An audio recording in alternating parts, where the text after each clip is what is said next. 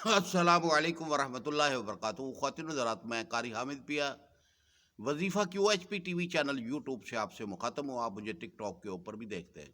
خواتین حضرات، ہمارا قرآنی مشن شروع ہے اور ہم قرآنی وظیفے آپ تک پہنچا رہے ہیں، اور آپ سے گزارش کرتے ہیں کہ آپ قرآنی وظیفے پڑھیں اور شرکیہ کلام سے بچیں، کیونکہ اللہ پاک کو شرک پسند نہیں ہے۔ خواتین حضرات، رمضان المبارک کا تیسرا عشرہ آخر پر پہنچ گیا ہے، اور 29ویں رات کا میں عمل لے کر حاضر ہوا ہوں۔ وہ ہو سکتا ہے وہ لیلۃ القدر کی رات بھی ہو سکتی ہے، کیونکہ اللہ پاک نے 5 راتوں میں لیلۃ القدر کو محفوظ رکھا ہوا ہے، تاکہ یہ جو ہے کہ ہر شخص جو ہے طاق راتوں میں کثرت کے ساتھ عبادت کرے، اور جناب علی کے ایک رات انہیں لیلۃ القدر کی رات ہوگی، جس میں ایک رات کا ثواب 84 سال کی عبادت لکھی جاتی ہے۔ خواتین و حضرات، 29ویں رات کا ایک وظیفہ آپ تک پہنچا رہا ہوں، اور یہ ہو سکتا ہے 29ویں رات ہو، اور اس کے بعد میں جو ہے کہ 30ویں رات جو ہے کہ وہ چاند کی رات ہو۔ بہرحال یہ ہے کہ آپ کے سامنے ایک وظیفہ عرض کر رہا ہوں کہ قرآن شریف کے اندر بھی درود شریف کا حوالہ آیا ہے کہ درود شریف پڑھیں آپ تو سبحان اللہ، سبحان ربک رب العزت عما یصفون وسلام علی المرسلین والحمد للہ رب العالمین۔ یہ وظیفہ بہت ہی قیمتی ہے، اور یہ سورۃ صفات کی 180، 181، 182 3 آیتیں ہیں، اور ان 3 آیتوں کو 29ویں رات کو رمضان شریف کی پڑھنا ہے 70 مرتبہ۔ پھر 70 مرتبہ پڑھنا ہے استغفر اللہ الذی لا الہ الا هو الحی القیوم واتوب الیہ 70 بار۔ پھر سورۃ اخلاص کو 70 بار پڑھنا ہے۔ قل هو اللہ احد اللہ الصمد لم یلد ولم یولد ولم یکن لہ کفوا احد۔ آپ 29ویں رات کو عشاء کی نماز پڑھیں، اور پڑھنے کے بعد یہ وظیفے آپ نے پڑھنے ہیں، اور جناب علی کے اول آخر جو ہے 11 مرتبہ درود ابراہیمی بھی پڑھ لیں برکت کے لیے۔ اور کیونکہ درود ابراہیمی وظیفوں کو کی چابی ہوتی ہے، جو لاکھ ہوتا ہے، جو پہلے بھی لاکھ لگایا جاتا ہے اور آخر میں بھی لاکھ لگایا جاتا ہے، اور درمیان میں اپنا وظیفہ جو ہے وہ اللہ کے سامنے پیش کرنے کے لیے دونوں وظیفے درود شریف لاکھ لگا کر جب فرشتے اٹھا کر لے کر جاتے ہیں تو انہوں نے لازمی اللہ کے حضور پیش کرنا ہوتا ہے۔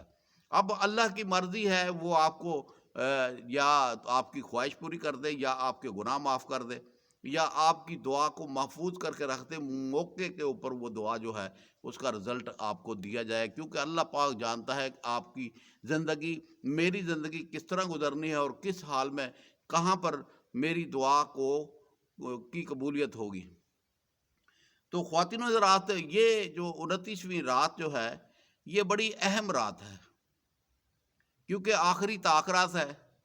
اس کے اندر اللہ پاک نے بڑی بڑی بڑی خاص الخاص عبادت کا ثواب لکھا ہوا ہے۔ تو آپ جو ہے نا یہ 70 مرتبہ جو آپ نے سورۃ اخلاص کو پڑھی ہے، قل هو اللہ احد اللہ الصمد لم یلد ولم یولد ولم یکن لہ کفوا احد۔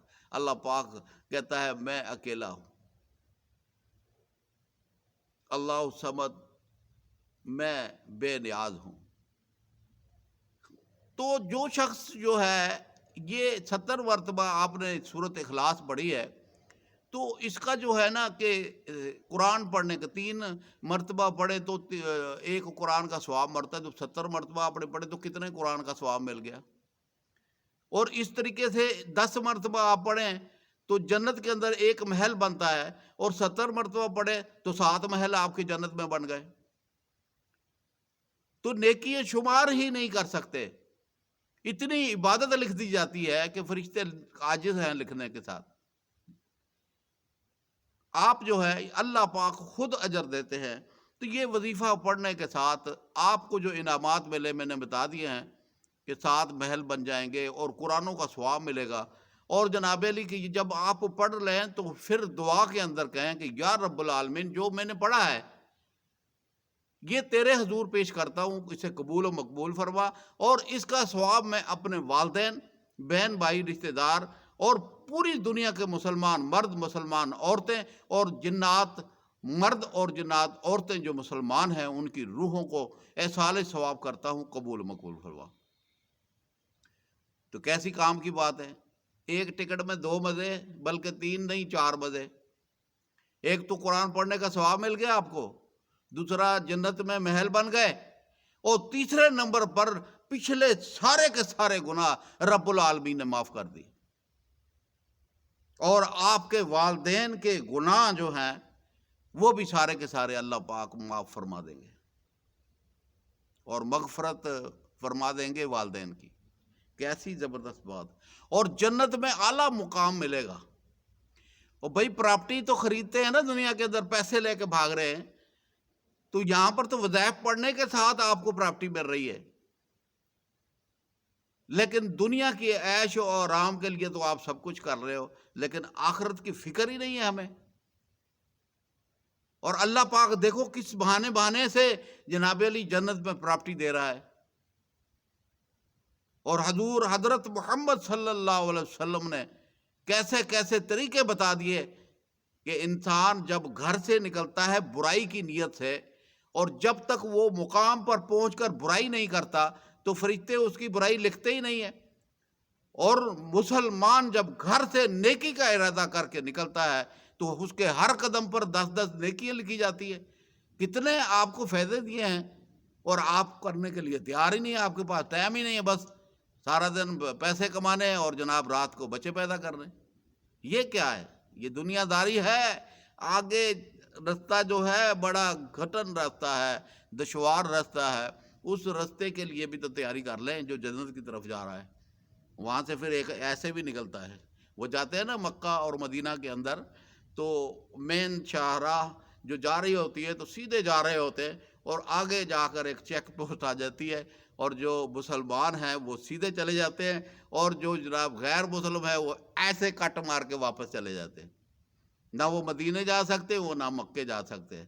تو یہ ایک آپ کو نمونہ بتا رہا ہوں کہ آپ نے سیدھے رستے کی طرف چلنا ہے تو آپ نے دنیا کی خواہشوں کے ساتھ ساتھ اپنی عبادت بھی کرنی، ذکر بھی کرنا ہے، اور معافی مانگنی۔ سارا دن آپ کام کرتے ہیں نا، تو ایک معمول بنانا۔ میرا تو معمول ہے کہ جب میں بسترے پہ لیٹ کر سوتا ہوں تو سب سے پہلے جو سونے سے پہلے پڑھتا ہوں استغفر اللہ الذی لا الہ الا هو الحی القیوم واتوب الیہ۔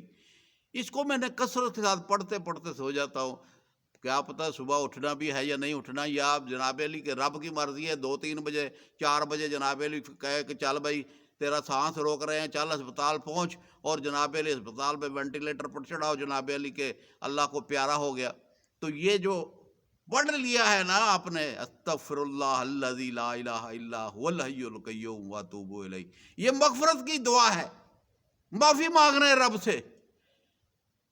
تو رب نے تو معاف کرنا ہی ہے، جب آپ نے دروازہ ہی کھڑکا دیا، معافی کا دروازہ کھڑکا دیا ہے کہ یا اللہ مجھے معاف کر دے، میں توبہ کے دروازے کے پاس کھڑا تجھ سے توبہ کی التجا کر رہا ہوں، مجھے معاف کر دے، تو رب معاف فرما دیتے ہیں۔ تو نیکیاں کریں۔